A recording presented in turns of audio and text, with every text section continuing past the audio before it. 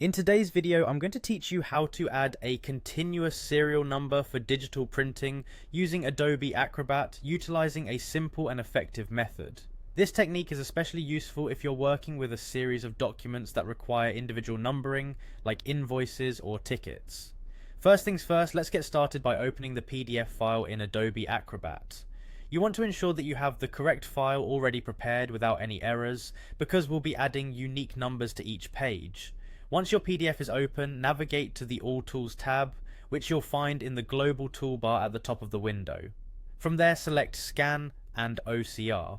This feature not only recognizes and makes scan text editable, but also includes additional functions like Bates numbering, which we'll use to add serial numbers. Next, you'll need to click on the Bates numbering option and then select Add. A dialog box will appear, prompting you to arrange your files. This is a good opportunity to ensure that all your pages are in the desired order. After arranging them, go ahead and click OK. If your document is already formatted correctly, you can quickly proceed to the next step. In this stage, you'll see a section for font settings, where you can choose the font style, size and color for your serial numbers. This customization allows you to match the numbering style with your document design. It's important to select a font size and color that stands out and is easily readable, but doesn't overpower the content of your pages. Following that, you'll need to decide where you'd like to place your serial number. You can choose between the left, center or right header, or opt for the same placements in the footer.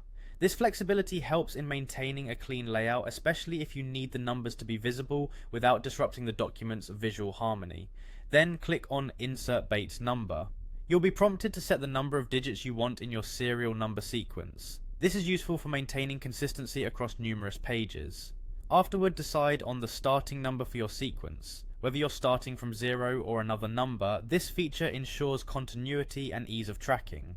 Once you've set these parameters, click OK. You'll see an option to select page range options. Choose all pages to apply the numbering across the entire document. After confirming all your selections, hit OK once more to close the dialog box. This action kickstarts the numbering process, and that's it. Your document now has continuous serial numbers added seamlessly. Remember that you can always revisit these settings if adjustments are needed.